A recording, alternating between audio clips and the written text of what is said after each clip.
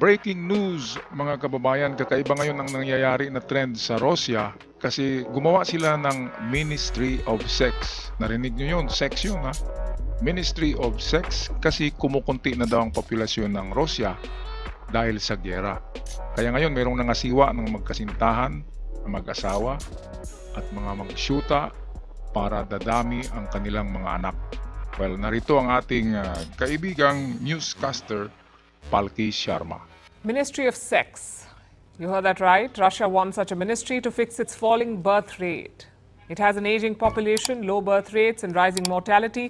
So the Kremlin wants people to have more babies and have them fast. And they floated some brilliant ideas to make it happen. A new ministry is only the beginning. They want couples to turn off the internet and lights by 10 p.m. and get to work. They want to pay a pension to mothers who stay at home and not go to office. They want to cover hotel expenses for your wedding night and pay bills for your first date. Now, first dates are scary enough without the government involved, but Russia wants to do all of this and more because President Vladimir Putin has high expectations. He wants women to have 8 children or more. Grabe, kung sa China ay mayroong one baby policy, kasi noon naghihirap ang China. Kaya kailangan nila ng isang anak lang sa isang pamilya at kung susobra ay ikukulong ang mga magulang o kaya i-abort. Ngayon kakaiba sa Russia kasi ayon pala dito kay Palki ay kailangang at least merong 8 or more than that. 8 anak ang mag-asawa sa Russia at suportahan yan ng Ministry of Sex. Financially, susuportahan sila kapag maraming anak. Siguro ang target dito ni Putin ay dahil sa gyera para dadami muli ang kanyang sundalo after a decade kung buhay pa siya. Diba? Pero ito ang kasi kumukunti na lang daw ang populasyon sa Russia at ang Russia ay napakalaking lupain yan. Siberia nga lang ay napakalaking lugar ang Siberia at halos walang katao-tao. Kaya ito, panukala ni Vladimir Putin, kakaiba rin, first in the world, unang narinig natin na Ministry of Sex. Balik tayo kay Palki. That's going to take some work from couples and apparently the Kremlin, which has passed a new bill this week banning child-free lifestyles. It outlaws any form of so-called propaganda which promotes the refusal to have children.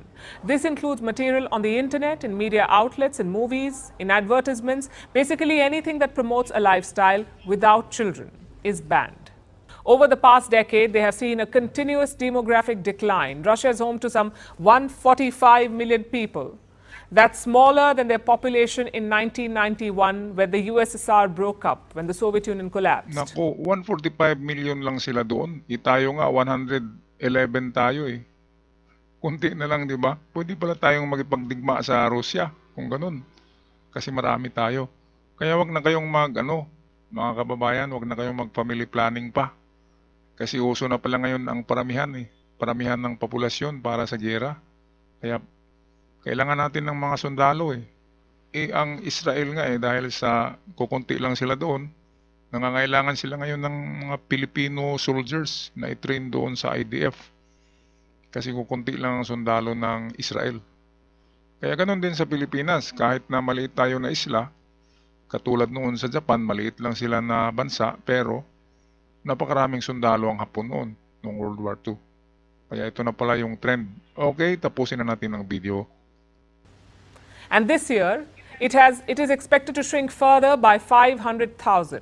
This poses a threat to the country's economy and social fabric, so the Kremlin is throwing money and bizarre sexual ideas at the problem.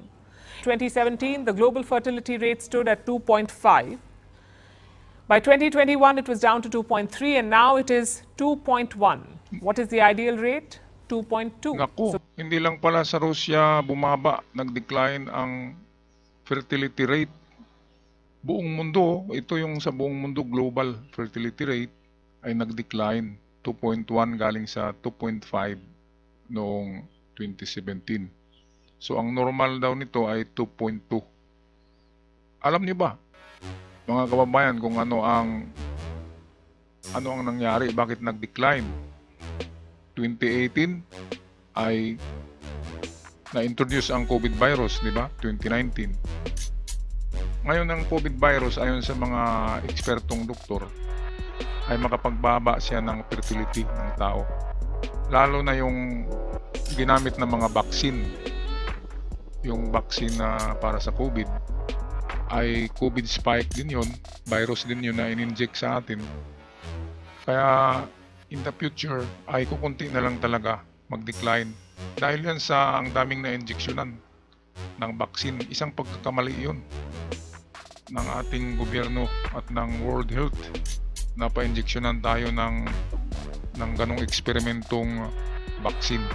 Kaya yan, ang isa sa side effects is ang infertility, yung mabaog ang mga mag-asawa, ang babae, lalaki.